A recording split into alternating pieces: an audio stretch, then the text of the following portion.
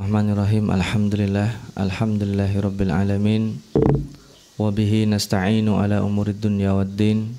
Allahumma shalli wa sallim wa barik ala sayyidil mursalin sayyidina wa maulana Muhammadin sallallahu alaihi wasallam wa ala alihi wa ashabihi ajmain, amma ba'd. Bapak, ibu-ibu, kaum muslimin dan muslimat rahimakumullah. Pada kesempatan kali ini kita bertemu pada pagi hari ini dalam halaqah Al-Quran kita.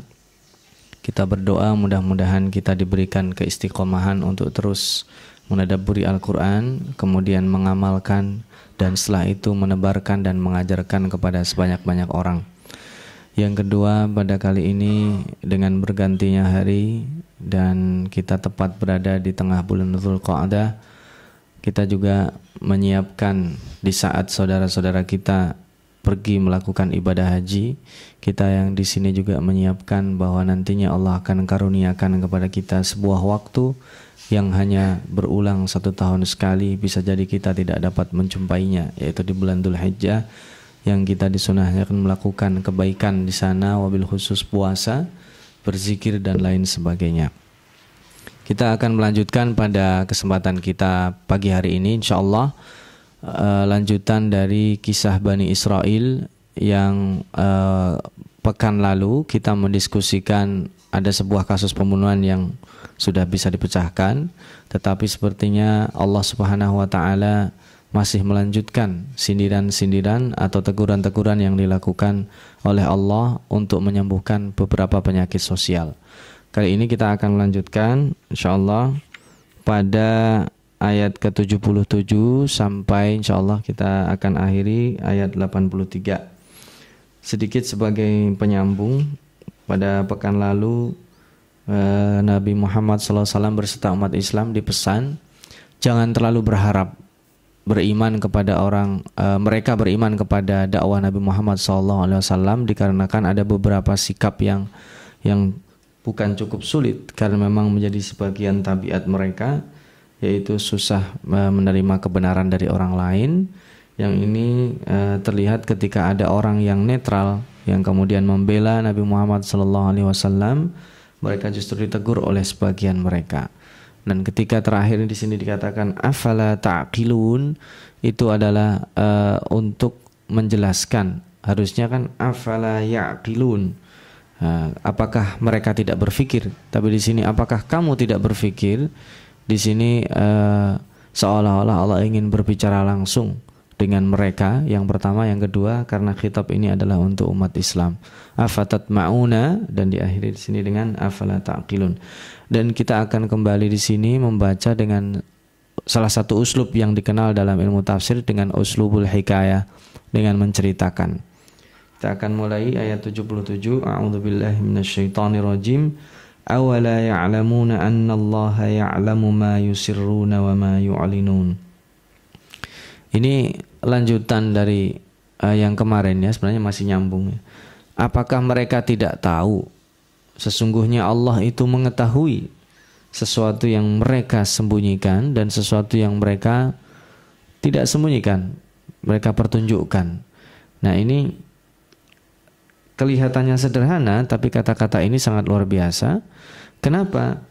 Mereka ketika berjumpa dengan orang-orang Islam bermulut manis, seperti halnya orang munafik yang dulu kita pelajari ya. Kalau bertemu dengan orang masih senyum saja, tapi kalau berada di belakangnya, Masya Allah, itu kasakusuknya luar biasa. Nah, orang-orang seperti ini, betul dia dikenal sebagai orang baik, tetapi Allah Subhanahu wa taala mengetahui apa yang mereka tidak pertunjukkan. Demikian juga ada tafsiran lain, tafsir Isyari disebut dalam tafsir Ruhul Ma'ani.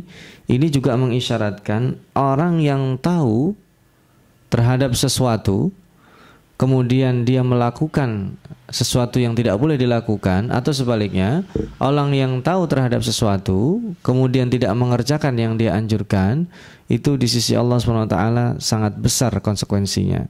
Dan itu di ayat lain di surat As-Saff ditegur ya. Lima taquluna ma la taf'alun, kabura maqtan indallahi an taqulu ma la ta'lamun. Jadi ini sangat besar konsekuensinya. Apalagi mereka nantinya melakukan kesalahan yang cukup besar.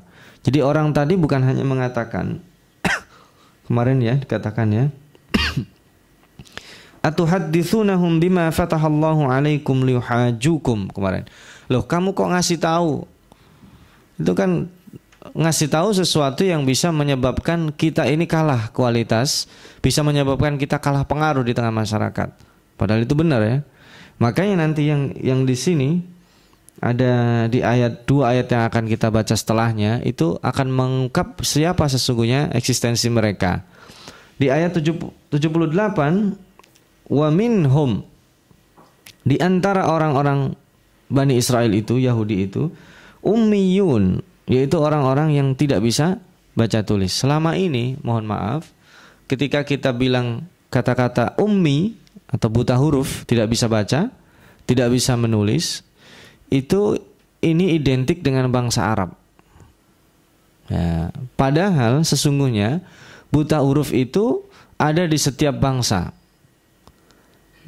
Nah, sama dengan kita. Sekarang kalau kita membicarakan bangsa kita, bangsa Indonesia, dibandingkan dengan negara-negara tetangga kita, apakah dengan banyaknya buta huruf di bangsa kita, kita mengatakan kemudian bahwa kita adalah bangsa yang buta huruf? Tentu tidak. Ini lebih kepada klaim, seperti halnya klaim jahiliyah. Klaim jahiliyah itu ketika dibandingkan dengan klaim ideal di atasnya, atau ajakan ideal di atasnya. Makanya ketika dibandingkan orang Arab ummi dengan orang Yahudi yang bukan bangsa asli situ, ummi juga, tapi kenapa lebih dikenal sebagai bangsa Arab yang ummi? Karena mereka ada di, pertama, di negaranya sendiri, di bangsanya sendiri, di tengah bangsanya sendiri. Jadi sama seperti ini Bapak. Hari Senin terjadi peristiwa pembunuhan, diliput oleh media massa. Hari Selasa terjadi peristiwa pembunuhan yang lainnya. Hari Rabu terjadi peristiwa pembunuhan yang lainnya. Itu kira-kira apa yang terjadi di hari Kamis? Kekacauan sosial. Masyarakat mengira bahwa semua orang dibunuh, padahal yang dibunuh cuma 3 orang. Yang tersisa bukan puluhan juta, bisa ratusan juta di negeri ini masih tersisa. Tapi kenapa dunia begitu heboh? Negeri kita begitu heboh dengan pembunuhan yang, mohon maaf, hanya 3 hari itu, karena bukan dihitung dari personalnya, tapi dari efeknya. Maka ummi di sini itu dari efeknya. Dengan mungkin bisa jadi bukan mayoritas, tapi banyak sekali yang buta huruf, maka disebut dengan qaumun ummiyun. Nah, di sini Bani Israel juga sebenarnya sama saja. Mereka itu juga banyak yang buta huruf. Cuman mungkin bisa jadi orang-orang pinternya vokal sehingga kelihatan bahwa yang buta huruf itu sedikit. Nah, di sini Allah ingin tegaskan wa minhum ummiyun. Mereka itu enggak baca. Gimana? La ya'lamunal kitab. Enggak bisa baca kitab, enggak bisa baca Taurat. Lalu apa yang mereka lakukan? Illa amaniya wa inhum illa yadhunnun. Nah, ini yang paling bahaya. Jadi mereka itu nanti menyangka yang beredar di tengah masyarakat Bani Israel itu ada di dalam kitab Taurat, padahal sesungguhnya tidak demikian. Jadi itu hanya amani. Amani itu bahasa mudahnya di sini ini adalah jamak dari umniyah, angan-angan. Nanti di antara angan-angan mereka disebut nanti di bawah. Oh, kita ini nggak bakal disiksa Allah. Kita ini adalah bangsa pilihan. Kita ini adalah orang yang eksklusif dimuliakan Allah. Sementara yang lainnya itu bangsa-bangsa yang kelas 2. Ini disebut dengan amani. Ditegaskan Allah bukan amani. Wa inhum illa yadhunnun. Dan mereka itu hanya perkiraan saja. Tidak ada basicnya. Yang dikatakan ini ada di dalam Taurat, tidak ada, itu bohong. Kenapa? Mereka nggak bisa. Coba kalau seandainya kita tantang, yang Anda katakan tadi itu ada di mana di kitab Taurat? Mereka nggak bisa baca. Katanya. Makanya kita juga harus hati-hati. Karena bangsa kita, mohon maaf, ini juga bukan saya mau menyamakan dengan bangsa Bani Israel. Bangsa kita ini lebih menyukai kultur bertutur daripada kultur membaca. Makanya kadang, mohon maaf, dalam suatu masalah kemudian terjadi perbedaan ulama, kita mengatakan, oh ini yang benar adalah pendapatnya A. Dari mana? Oh ini saya dengar. Saya dengar. Katanya ada di kitab ini, katanya ada, tapi dia nggak tahu. Ketika di cross check ternyata bukan di kitab itu. Bahkan kalaupun ada, ternyata bacaannya tidak seperti yang didengar. Nah ini, naudzubillah, kalau kita sampai mengikuti apa yang dilakukan oleh Bani Israel. Makanya mengapa firman pertama diturunkan Allah itu Iqra, membaca, supaya kita ada wawasan. Hatta seandainya kita membacanya itu sendiri juga perlu bimbingan oleh orang-orang alim.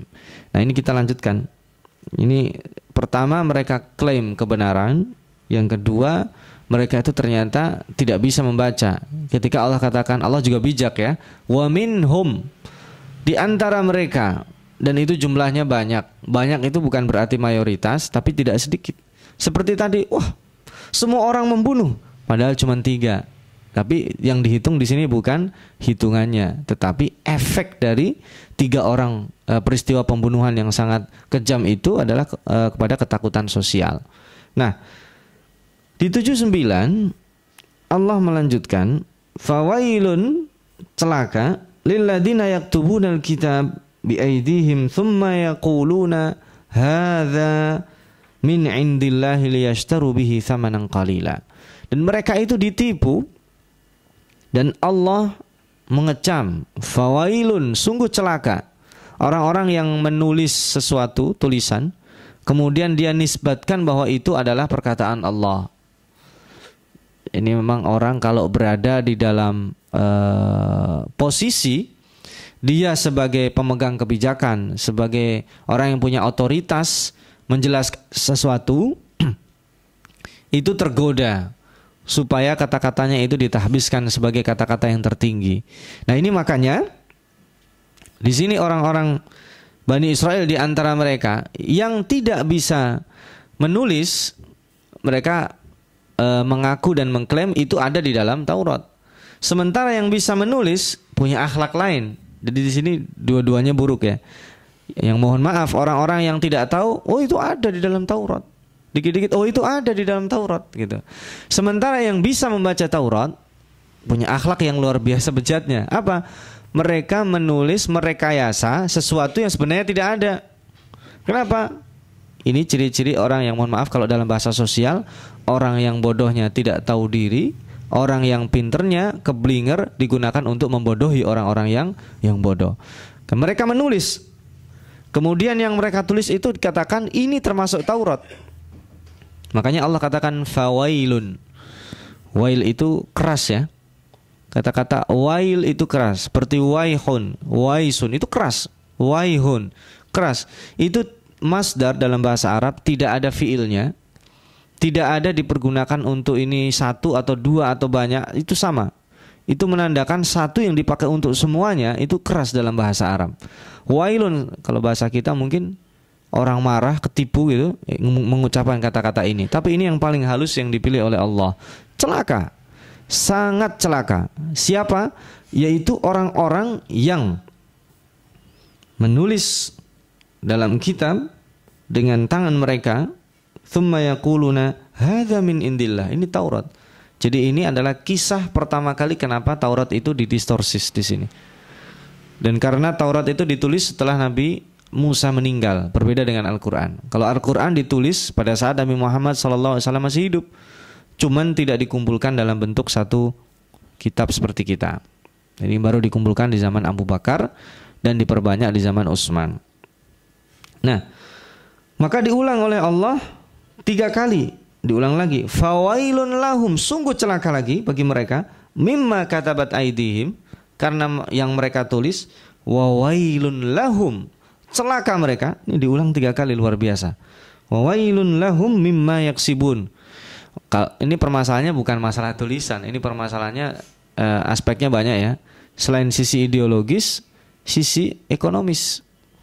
Orang-orang yang berada di dalam sisi otoritas itu menikmati mendapatkan rezeki mudah ya.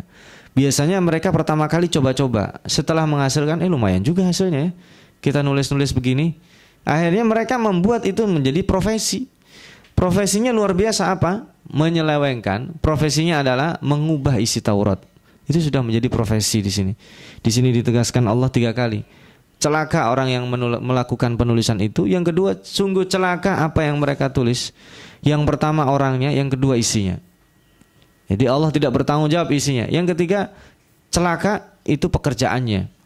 Jadi ada 3 ya di sini bersangkutan. Orang yang melakukan apa yang ditulis itu juga menghantarkan kepada kecelakaan. Yang ketiga, harta yang mereka dapatkan itu juga mengakibatkan kecelakaan, celaka. Jadi 3 hal ini Allah sangat mencela. Nah, di antara isi, ini kembali kepada yang pertama. Di antara isi orang-orang yang tidak tahu tadi, orang-orang yang buta huruf itu, di antara isi mereka melamun, amani itu lamunan, impian yang ada di dalam angan-angan mereka. Apa itu? Mereka mengatakan di sini, wa qalu, mereka katakan, lan tamassanan nar. Oh, kita mah nggak bakal disiksa di api neraka illa ayyaman ma'dudah, kecuali sebentar saja. Kenapa? Oh, kita dengar dulu di zaman kakek-kakek kita, itu orang yang menyembah berhala, menyembah sapi ya, itu cuman disiksa Allah cuman 7 hari. Buku-buku tafsir berbeda-beda ya. Ibnu Katsir menyebutkan beberapa pendapat, ada yang mengatakan cuman 40 hari disiksa. Ya, kita insya Allah nggak bakal lah lama-lama. Ini orang-orang Islam, orang-orang selain Yahudi ini insya Allah mereka nih akan masuk neraka selama-lamanya. Ini klaim mereka. Nah, keras. Ini Allah langsung bantah di sini ya. Qul, katakan Muhammad kepada mereka, attakhadtum indallahi ahdan falan yukhlifallahu ahda. Kamu ngomong kayak gitu sudah pernah punya janjian belum sama Allah? Jadi ini bahasa kita gitu.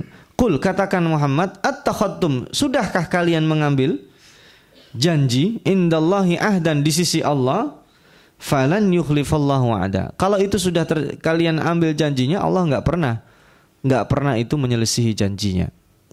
Kalau emang itu sudah ada, kalau bahasa kita, udah ada hitam di atas putihnya belum? Kalau seandainya ada seperti itu, Allah itu tidak pernah mengingkari janjinya. Jadi ini dalam bahasa Arab disebut dengan taubih. Jadi uslubnya adalah uslub menjelekkan. Perkataannya bertanya.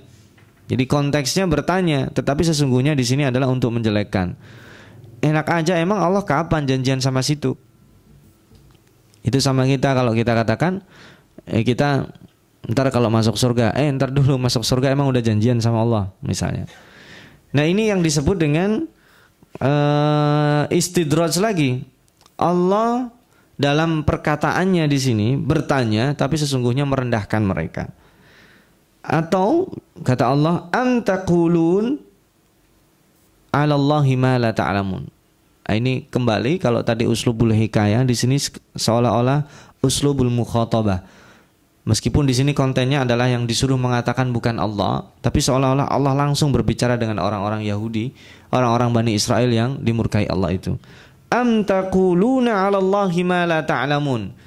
Atau kalau kalian tidak mengambil janji dengan Allah itu, kamu mengatakan sesuatu yang tidak kamu ketahui.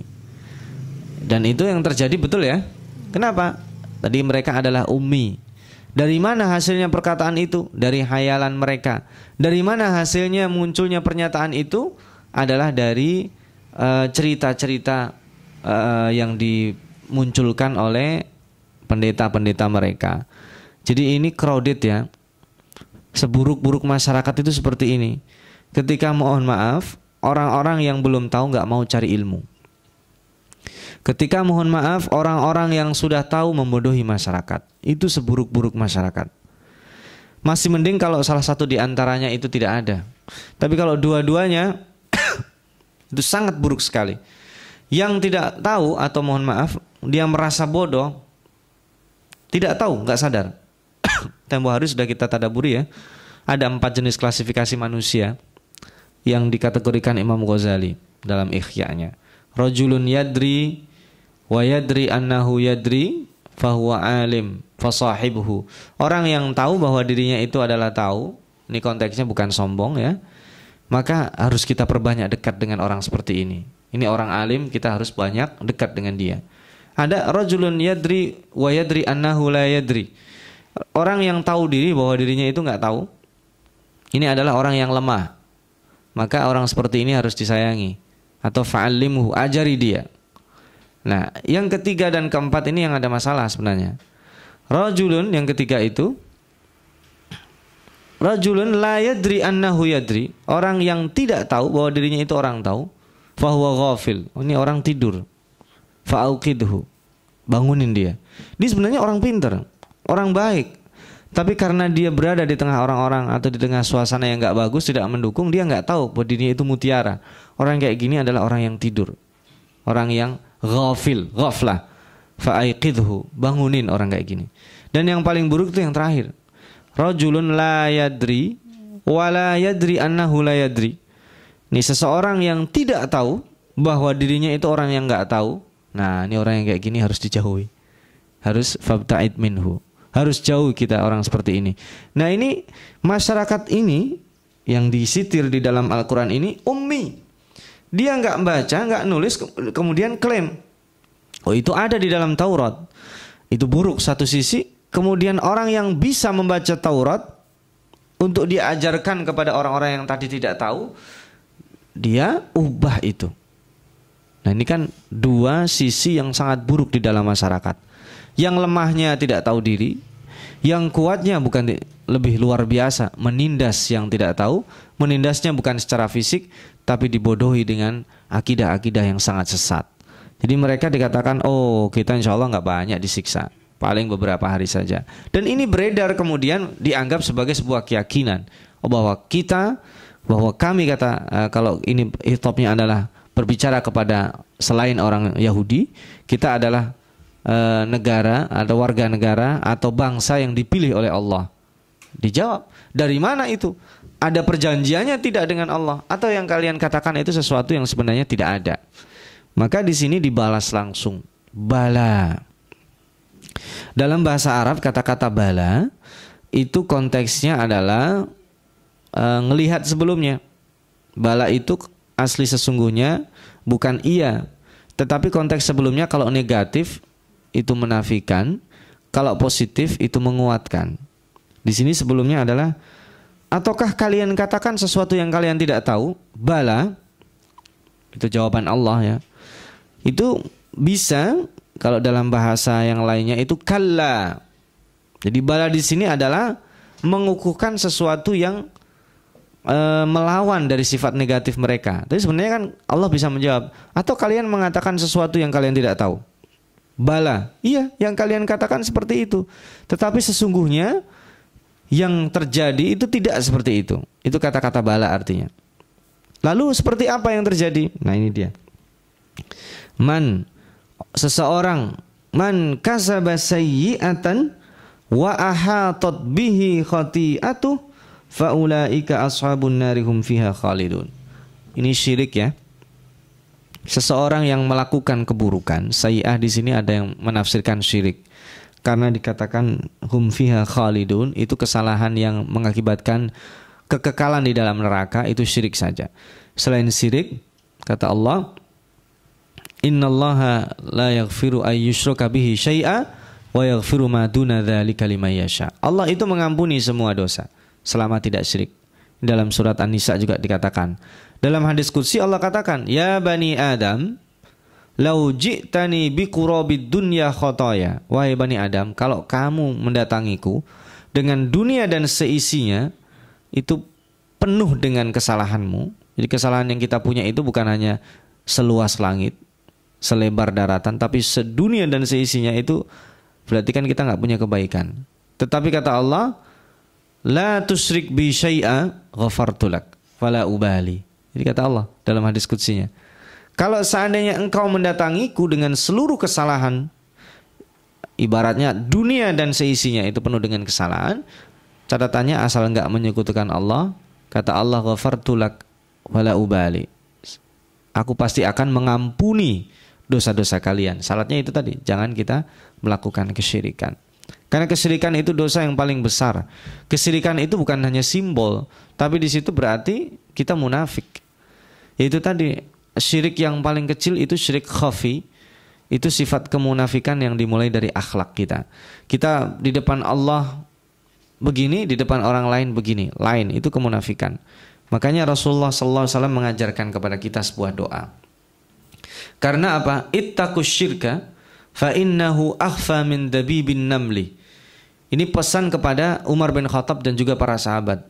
Kalian wahai umat Islam, wahai kaumku, wahai sahabatku, ittaqus syirka, jauhi syirik. Kenapa? Syirik itu lebih halus dari dabibin namli. Dari mohon maaf kotoran semut. Bapak-bapak ada yang pernah melihat kotorannya semut, ibu-ibu?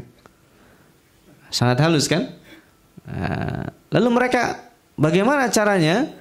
Caranya selain berhati-hati juga berdoa. Doa ini ma'thur ya, yang kita disuruh membaca setiap pagi dan petang 3 kali. Allahumma inna na'udzubika min an nusyrika bika syai'an na'lamu wa nastaghfiruka lima la na'lamu. Wahai Allah, kami berlindung dari melakukan kesyirikan yang kami ketahui, dan kami memohon ampun dari melakukan kesyirikan yang kami tidak sadari. Karena syirik itu sangat sulit untuk dihindari. Dan bahkan lihat dalam Nabi Ibrahim dalam surat Ibrahim ayat 35.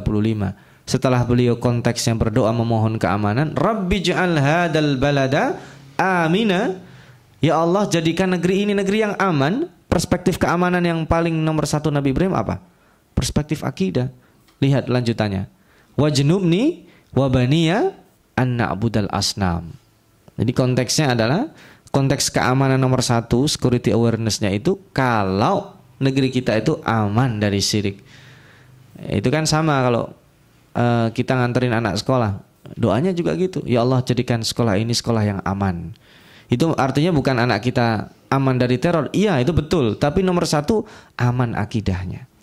Saya bekerja juga gitu. Ya Allah, jadikan tempat kerjaku tempat kerja yang aman, sehingga yang aku dapatkan adalah halal, jauh dari yang mendekati kesyirikan.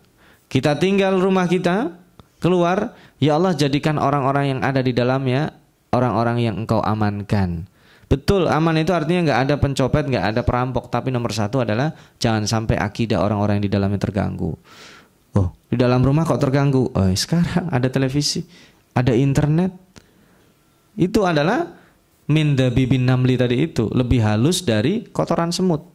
Pada saat kita membuka internet, hati-hati, di situ ada kotoran semut yang kita tidak bisa melihatnya, yang bisa merusak tadi itu kesyirikan, mengakibatkan sangat besar. Ketika dikatakan wa ahatat bihi khati'atu, kita dikelilingi dengan kesyirikan, na'udzubillahi min dzalik, faulaika ashabun nari hum fiha khalidun. Ini konsekuensinya berat, kekekalan di dalam neraka. Dan kata Nabi Muhammad SAW dalam hadis Abu Hurairah, coba seringan-ringan siksa ahli neraka itu apa? Itu ketika seseorang kakinya menginjak bara api neraka, ubun-ubunnya mendidih. Itu seringan-ringannya siksa neraka. Kita bukan sekali di situ, tapi kita naudzubillah ya. Kalau jangankan sekali, dihukum sehari aja, kita sudah merasa itu sangat luar biasa. Apalagi di sini hum fiha khalidun, kekal di dalam hukuman itu. Naudzubillah min dzalik. Sebaliknya Allah katakan, walladzina amanu wa amilus solihati ulaika ashabul jannah hum fiha khalidun. Di sini disebut uslub muqabalah. Jadi kalau ketika Allah memberikan ancaman, diberikan angin sejuk. Ketika Allah menerangkan keadaan yang buruk, Allah berikan keadaan yang sebaliknya. Ini sebagai perimbangan. Ketika dikatakan, oh kami nggak akan disiksa kecuali beberapa hari, entar dulu. Allah Subhanahu wa taala itu menyiksa atau tidak itu betul karena rahmatnya, tapi based on-nya itu berdasarkan data dan statistik. Kalau dia baik, mithqala dzarratin khairan yarah, Allah lihat. Bukan hanya dilihat, dibalas. Kalau syarran yarah juga. Itu mithqala dzarrah, kecil sekali, tapi Allah akan balas. Konsekuensinya akan ada itu. Maka sekecil apapun yang kita lakukan atau kita katakan atau kita pikirkan, itu ada konsekuensinya. Maka di sini konsekuensi muqabalah itu yang satu hum fiha khalidun, kekal dalam keadaan sulit di akhirat, dan satu lagi kekal dalam keadaan bahagia. Ini rentetan beberapa hal yang menyebabkan Bani Israel itu dikecam Allah atau buruk sifat mereka. Lalu Allah selingi dengan satu hal yang menarik yang kita akan akhiri pada pertemuan kita kali ini, ayat terakhir 83. Wa idz akhadna mitsaqa bani Israil la ta'buduna illallah dan seterusnya. Di sini ketika Allah mengambil janji. Nah, ini ada hubungannya sama tadi kan. Tadi ketika mereka mengatakan, kami ini orang pilihan loh, masuk neraka kalaupun seandainya paling banter-banternya masuk neraka sebentar aja. Lalu kata Allah, entar dulu, yang benar. Allah itu ngambil janjinya bukan itu. Orang yang baik dibalas, orang yang buruk dibalas. Lalu apa yang? Ini kan karena mereka nggak baca. Lalu apa sebenarnya yang Allah ambil janji dari Bani Israel? Ini baru dijelaskan. Jadi Allah pernah mengambil janji melalui nabi mereka, yaitu Nabi Musa alaihissalam. Nabi Musa alaihissalam itu paling lengkap ya. Mendapatkan kitab, apa namanya? Taurat. Setelah itu mendapatkan suhuf, dalam surat Al-A'la ya, suhufi Ibrahim wa Musa. Dia dapat suhuf, selain kitab dapat suhuf. Dan mendapatkan al-ashr al-kalimat, mendapatkan 10 janji atau 10 commandment yang sering kita dengar. Kalau yang lain nabi ada yang dapat kitab saja, ada yang mendapatkan suhuf saja, ada yang cuma mendapatkan takrir, kamu ikutin ajaran sebelum kamu. Tapi Nabi Musa ini paling lengkap dia. Dapat kitab Taurat, mendapatkan suhuf, mendapatkan janji 10 komitmen. Nah, 10 janji komitmen itu apa di antara isinya? Ini isinya. Wa id akhadna mitsaqa bani Israil. Mitsaq di sini.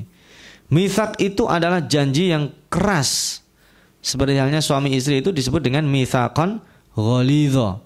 Karena perjanjian ikatan yang keras meskipun cuma beberapa detik saja. Ketika seorang laki-laki mengatakan qabiltu nikahaha, itu sudah dia ikat itu. Keras ikatannya itu.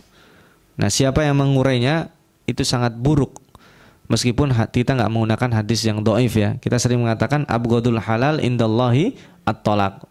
Jadi tolak itu perkara halal yang dibenci Allah. Itu hadisnya dhaif, tidak benar itu. Kita menggunakan hadis yang lain. Kita nggak bicarakan itu ya. Kita kembali ke sini. Jadi mitsaq, perjanjian yang dimaksud di sini adalah nomor 1, jangan menyembah selain Allah. Nah, ini efeknya luar biasa.